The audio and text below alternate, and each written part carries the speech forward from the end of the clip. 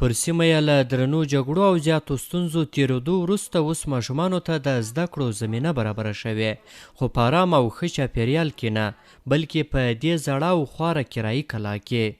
دا د میدان وردګو ولایت په سالار سیمه کې د شهدای شنیز منځنی ښوونځی دی. دې ښوونځي ته نږدې د 1800 کورنیو ماشومان د زده کړو لپاره راځي. مسؤلین یې وایي چې وروسته له اوږدې جګړې ماشومانو ته د زده کړو فرصت په لاس ورغلی، خو هیڅ ډول امکانات نه لري او د زده کړو پر مهال یې ماشومان له زیاتو ستونزو سره مخ دي. شاګردان ته 1400 پورې 1400 پورې موږ د شاګردانو ټوله احصایه ده، خو هغه شاګردان چې محروم دي هغه ځینې منفي کې ځینې وباسي. د موږ د شاګردانو تعداد 1200 تنو ته رسیږي، 1200 شاګردان لرو.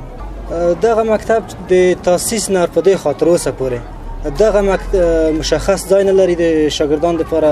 تدریسي چارې په کرایي کورو کې سرته رسیږي چې د دولت خانه په کرایه باندې ورته نیول کېږي او د شاګردان پکې روزي. خو متاسفانه چې سږ کال 1402 کال دغه مکتب د دولت کرایې نه هم پاتې شوی دی، نو د دغه مکتب د تدریس چارې له خنډ سره مخ شولې، حتی نږدې و چې دغه مکتب بند شي.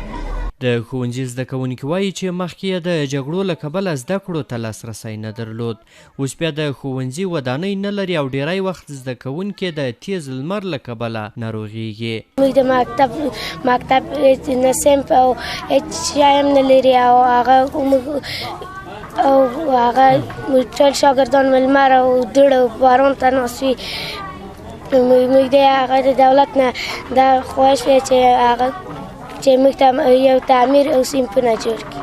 زموږ مکتب چې دی څوک محدود کارونه کوي چې ځانګړی تعمیر او ټاکنه نه لري، په کرایي کورونو کې درسونه وایو او مشخص ځایونه نه لري.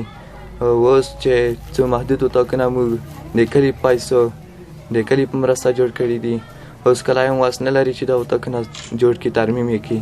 تعمیر نه لري، دا کرایي کور کې اوسېږي، نشته تعمیر بیخي شته نه، دلته ډنګ دي، ټولو زده کوونکي وضعیت خراب دی، درسونه وضعیت خراب دی، تعمیر نشته. دا ستونزه دا ده چې موږ تعمیر نه لرو، موږ د کتابونو نشتوالی دی او مهمه ستونزه دا ده چې موږ پرسنل هم کم دی او خپله د ښوونځي لپاره تعمیر نه لرو. مهم وینې تعمیر دی، ځکه چې د زده کړې لپاره چاپېریال مساعد نه وي نو په هغه ځای کې زده کړه هم نشي کېدلی.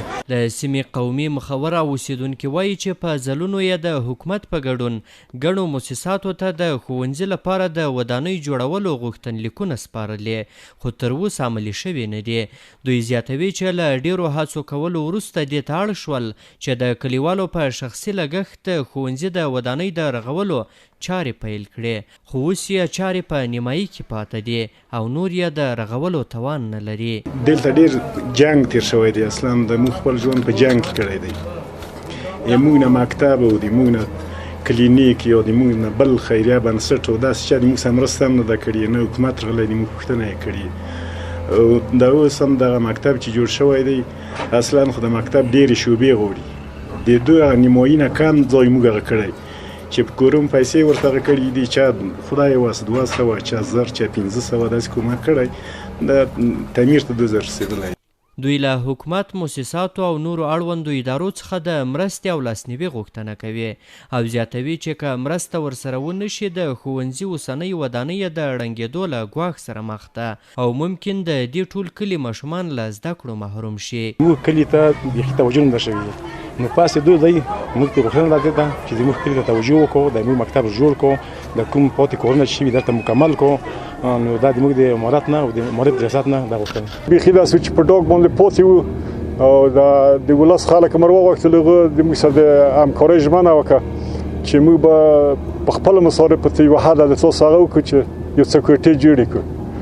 په دې باندې د موږ یو څه مصارف شوي دي، خلک خپله جمع کړي دي، بعض خلک چې څه پیسې زیاتې لري لږ زیات کومک کړی دی او ټول خلک په دې کې برخه اخیستې ده.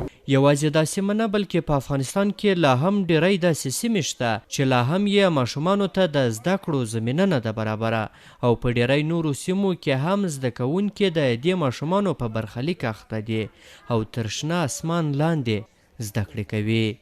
احسان الله کریمي، CMG، د میدان وردګو ولایت د سالارو سیمه.